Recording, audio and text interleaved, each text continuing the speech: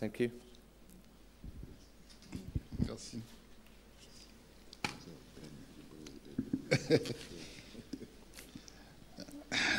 Ouais, je suis Monsieur Samba, je suis ambassadeur de la République centrafricaine à Genève. Je voudrais avant toute chose féliciter Madame Francis et tous les intervenants depuis hier jusqu'à aujourd'hui qui m'ont suffisamment enrichi. Et je crois que je vais garder de tout cela un bon enseignement. Mais si j'interviens, c'est parce que justement, par acquis de conscience, je ne pouvais pas laisser passer cette occasion sur le financement.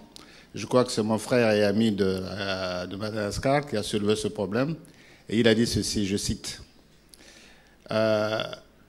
tous les projets, lorsqu'il y a la demande, peuvent trouver un financement.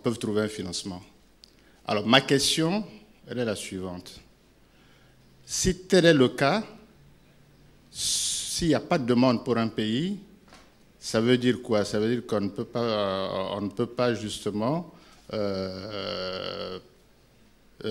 disons, développer le tourisme à partir du moment où il n'y a pas de demande. Alors que, ça c'est le b.a.-ba de l'économie, il y en a qui pensent que la demande peut susciter l'offre, il y en a qui pensent que l'offre peut susciter la demande. Parce que si on part du principe que s'il n'y a pas de demande, il y a certains pays qui ne pourront jamais élaborer de projets de tourisme. Voilà ma question. Et je voudrais que ce sujet, mon frère et ami puisse me répondre. Merci. Thank you very much indeed. We'll address those questions.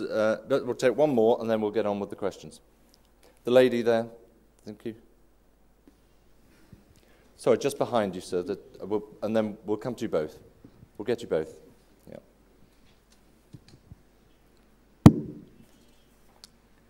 Merci.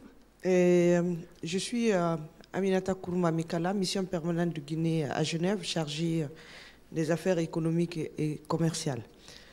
Je voudrais remercier le secrétariat du CCI d'avoir organisé ce forum sur le développement des exportations, notamment axé sur le secteur du tourisme. Et remercier très particulièrement la directrice Madame Francis et les membres du secrétariat pour les arrangements pratiques qu'ils ont pris pour notre participation. Ensuite, je voudrais faire un commentaire qui me semble très important par rapport aux investissements dans le secteur du tourisme et leur impact sur les populations locales. Le présentateur de Madagascar a tout à l'heure mis le doigt sur l'aspect qui me semble très important ici, parce que tout ce qu'on est en train de dire, c'est que les investissements dans le secteur du tourisme ont un impact direct sur la population. Je pense que ça, c'est un point qui est à relever et qui doit être clairement consigné dans ce qu'on va avoir comme conclusion ici.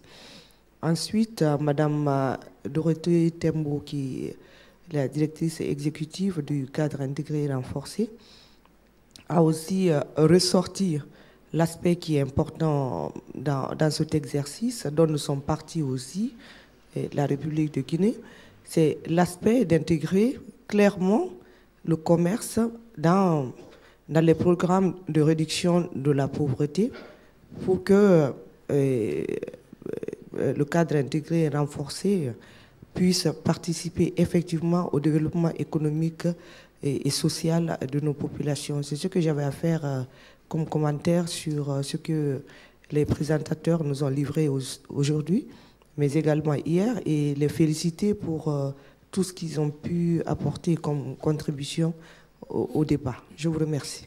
Merci, Madame. And one last point from you, sir, then we're going to pick up on a couple of those questions before we close. Yep, just in front, right there, yeah. Thank you. This is Chandra from Nepal. I'm from Ministry of Commerce of that country. Of course, everybody knows Nepal is one of the most beautiful countries, and we have, with God's mercy, we have so many beautiful mountains, so many beautiful peaks. But while talking about tourism and potentials with our mountains, we have started some 60 years back our tourism. We opened up that sector particularly. And since then, our expedition, tourism with expedition, that's been a huge industry. And now because of huge presence of people from outside who climb up over there, it's getting dottier day by day. At the same time, it's losing the snow, what is over there, what used to be over there.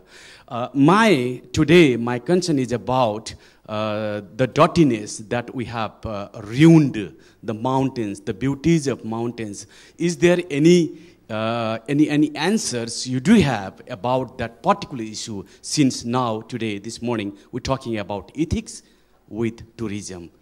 Is any precise answer about that? Thank you very much. Okay, thank you. We won't take any more questions. We're going to try and rattle through some answers. Amanda, perhaps you could pick up on that point. Thank you very much for your intervention. I think it's a really important problem. And when I talked about regulatory frameworks, I think that actually having to set some rules makes a big difference. A number of our projects in the Pacific are now actually cleaning up after unregulated private sector activity. So I'll be happy to talk to you further about that afterwards. Thanks. Amanda, thank you very much. We had a question from the gentleman from the Central African Republic. The chicken and egg, supply and demand. Patrick, your experience. Merci. Son Excellence, Monsieur l'ambassadeur de Centrafrique à Genève, la Confédération helvétique. Alors je suis béotien dans ce qui est l'investissement en soi. Ceci étant, et peut-être que le conditionnel n'a pas été bien exprimé, si un projet est porté par les privés, par les publics et par les populations, comme je disais, les 4 P, si le projet répond à des objectifs concrets, à des objectifs visibles de la population, à des objectifs qui sont en droite ligne de ce que l'investisseur attend, il ne devrait pas y avoir d'obstacle à ce qu'un investisseur, un chevalier blanc ou autre, puisse justement être derrière ce projet-là. Maintenant, ce n'est pas ce type de projet-là versus d'autres projets. Il y a des projets qui sont peut-être moins prioritaires, mais qui trouvent leur financement, qui répondent moins à des objectifs du millénaire, mais qui trouvent des investissements. Il y a tout type de projet. Mais ce qu'on est en train de dire, et c'est effectivement ce que Madame et la question du Lesotho a été soulevée, c'est si le projet est bien structuré, s'il répond et s'il est couvert et porté par un grand nombre d'acteurs du tourisme en particulier et économique en général, il devrait trouver, in fine, un investisseur. Patrick, thank you very much indeed. Now, we have run out of time, but I did just want to say, I know it was a subject we covered to a certain extent yesterday on maximising revenues for the LDCs. I mean, last word to you, Jeffrey, on what is ultimately, it's the key question, isn't it? Yeah, I think historically, the LDCs have been in a weak position. Even some of the more effective, and Patricia knows this very well, the more effective destinations in the Caribbean have actually let in tourism developments where the funds have gone right back out again. But I think there's 2 things. The first thing is a lot of work has been done by UNCTAD particularly on this sort of supply chain and how LDCs can get control of it. I think ITC has done work in this field, WTO. So there's capacity now to learn and not to make the same mistakes in the future.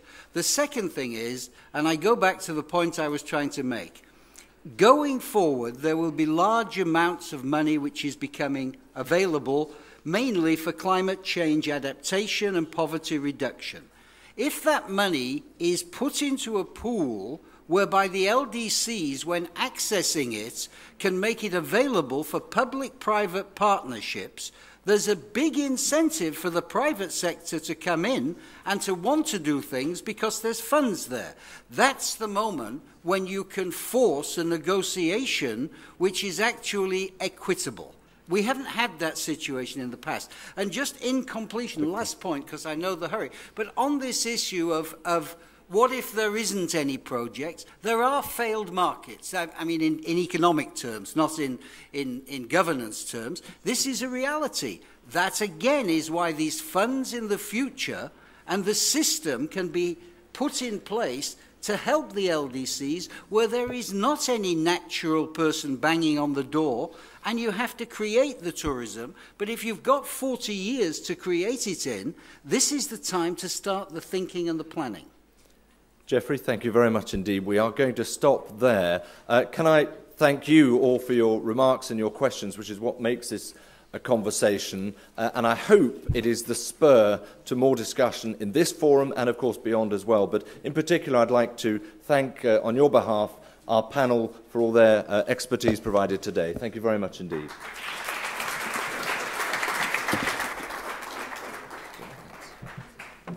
And let me thank you, David, for running a very, very good session for us. So thank you, panel, and thank you, David Eads. One more round of applause, please. We're going to have a short 20-minute coffee break. You know where it is by now. When you come back, there will be evaluation forms on the tables. Please, please, please fill them out and leave them on the tables. It's very, very helpful to get your feedback accordingly. 12 o'clock, back in this room for the closing session with some wrap-up about what we learned and what were some of the outputs. Again, panel, thank you very much. And ladies and gentlemen, we'll see you at 12 o'clock back in this room.